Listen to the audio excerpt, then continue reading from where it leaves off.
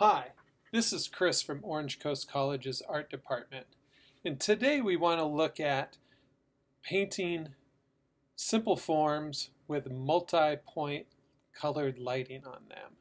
And this is a great example by Ahmed AlDori of this character made out of a cylinder, some boxes, and some other primitive forms under different lighting conditions. And this is a great exercise to build your 3D awareness through light on form.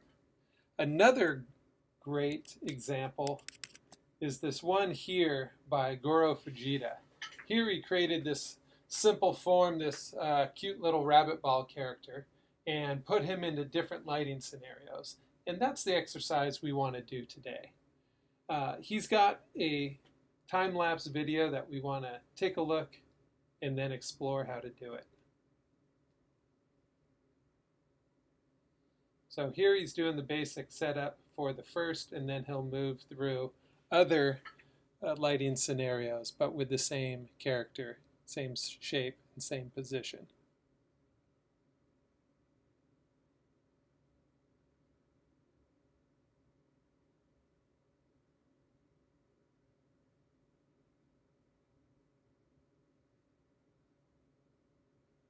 So again, this is a really great exercise.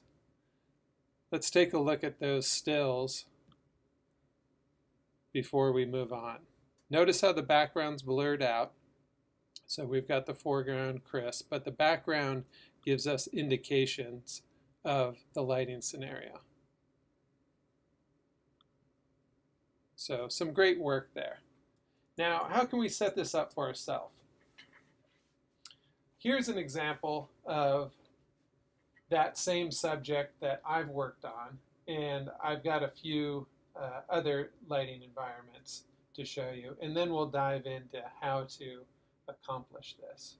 So here's a typical brightly lit scene. Here's a night scene with a lot of colored light going on. Here's another night scene, but more lit from the sky than from objects. Here's a nice warm forest scene. And lastly, here's an underwater scene with a little treasure chest, giving us a little rim light there. And you can use anything that you want subject-wise. Here's an example of a little doggo with the same premise. So I encourage you to think of something that you'd like to draw and paint and have a go at it. So how do we start to do this?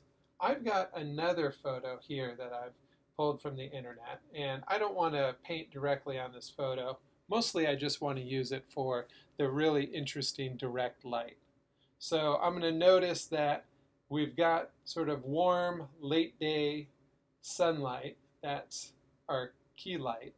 And then that light is coming in and reflecting off the environment, which we've got a variety of colors here between oranges and reds with a little bit of blue.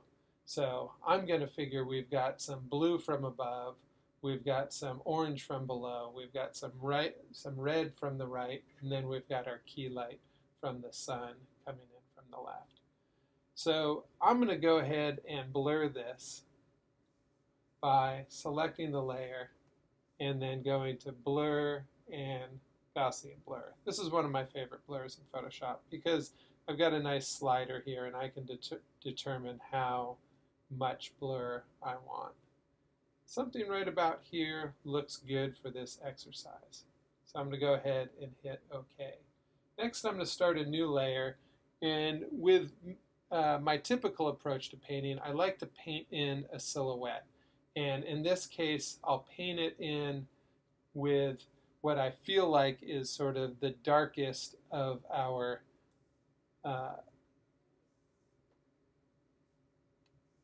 ambient or fill light. So I'm going to go into this background. I think I'm going to make it a little more blue, purple, gray, somewhere in here.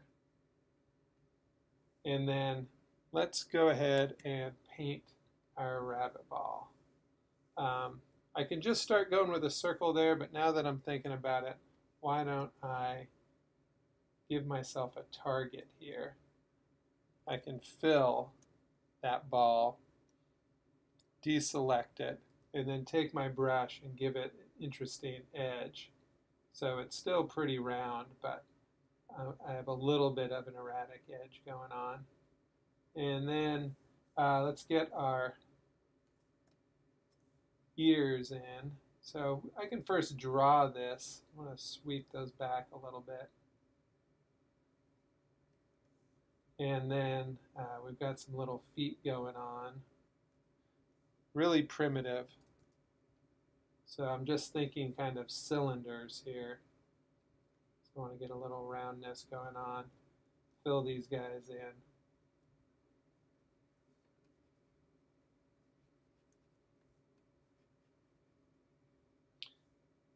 And then I think we've got, if I remember right, a little hand reaching out, maybe a little farther. Again, thinking cylinders. And then another one that's coming out from the mid-body, so I don't need to paint that into the silhouette. Let's get these more rabbit ears, maybe a little bit longer, a little more bendier. Something like that. Get this foreleg a little bit bigger. All right. I think that should get me in the ballpark. Get this edge a little more erratic.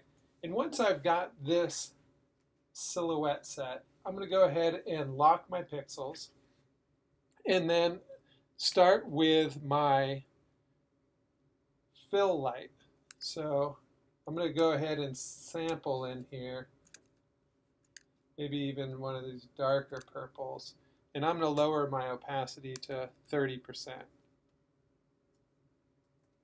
Well, that's quite large of a brush. And I'm going to start putting in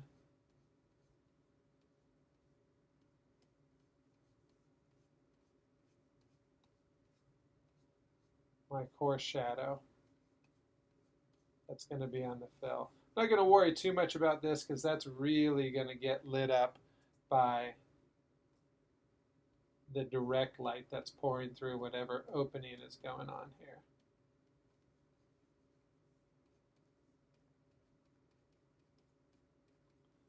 So I'm going to anticipate a lot of light coming in from the left here. So let's sample some of that. This is probably a little too warm. I'm going to go a little closer to white because this is going to be strong and it's going to come in hard.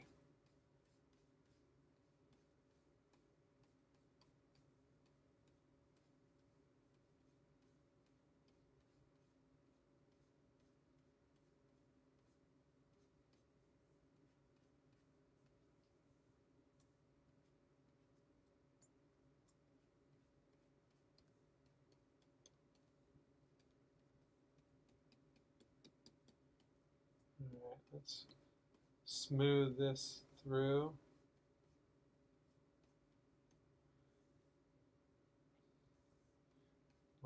Make it a little smoother. I like having a little bit, showing some brush work, particularly for this rough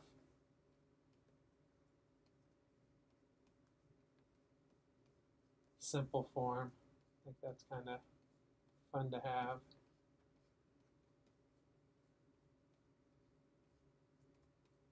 All right, so mostly right now I'm just sort of glazing. I got my opacity at 30%.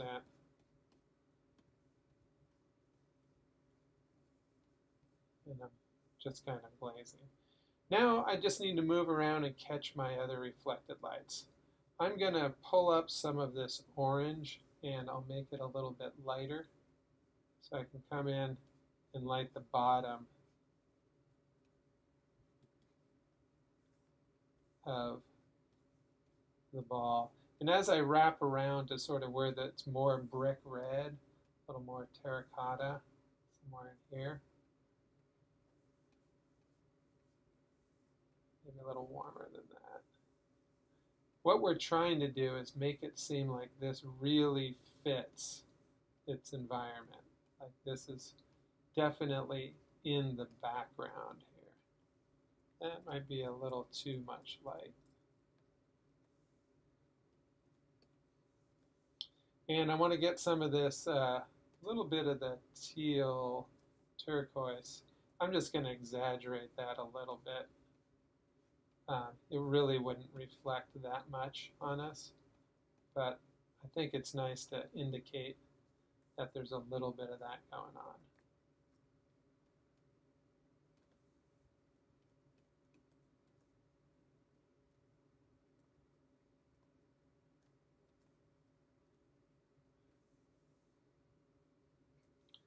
And maybe come in at the top here with a little bit of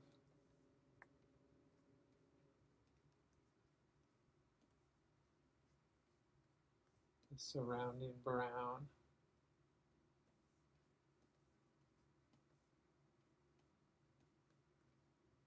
That might be a bit much.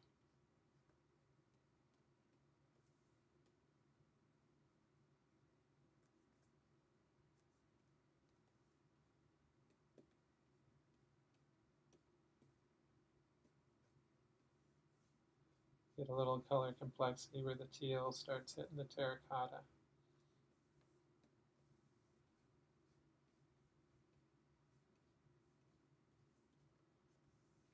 All right, now we can't forget about the little other arm. So let's start out with some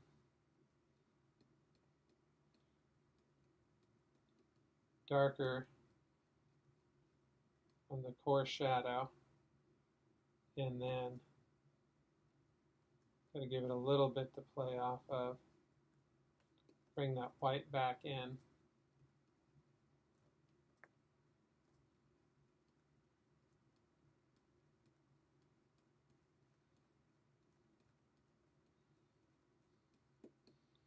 And him right through, and then pick up a little bit of that. The other light's coming on. That's kind of a wonky angle, but I think you get the idea where we're trying to go here. Next, I want to get just the ears and the nose and the eyes. And I'm going to take a look back at our reference here. So they're really primitive shapes. So a little rectangle with some highlights, triangle with highlights, and then some ear fill in. And I want to do that on another layer, because if I'm going to do many of these, I want to be able to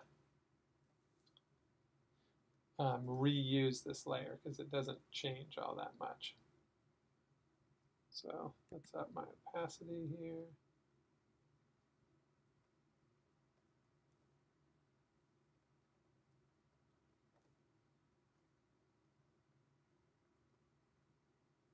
So maybe something like this. And then in the ears, we'll start with a little, maybe a little pink.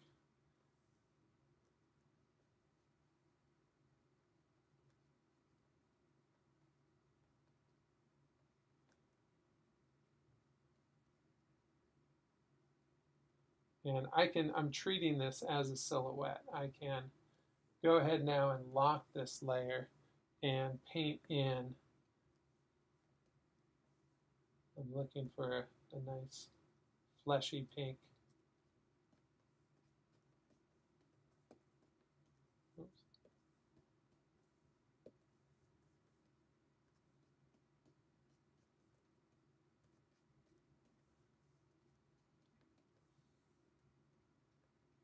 A little more pink at the top. Oops, that's quite pink. I'm going to lower my opacity. Maybe bring in a little purple to indicate that it's going in.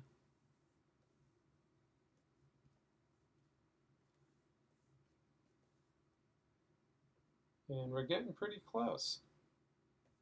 I think the only things I do is probably finesse that arm on the right side. I think I'm not happy with the angle, and I probably want to go ahead and really make the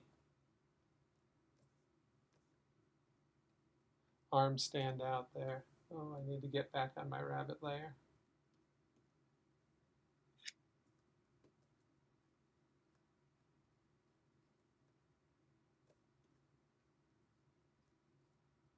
And then bring that, get a little, maybe cast shadow to darken that guy up.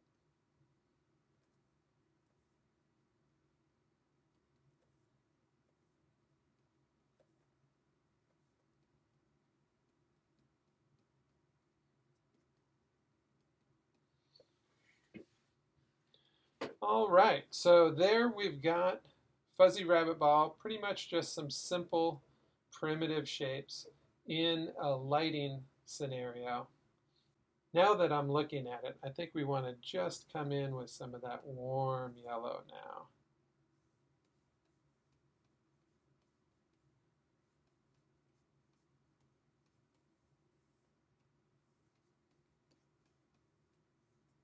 And then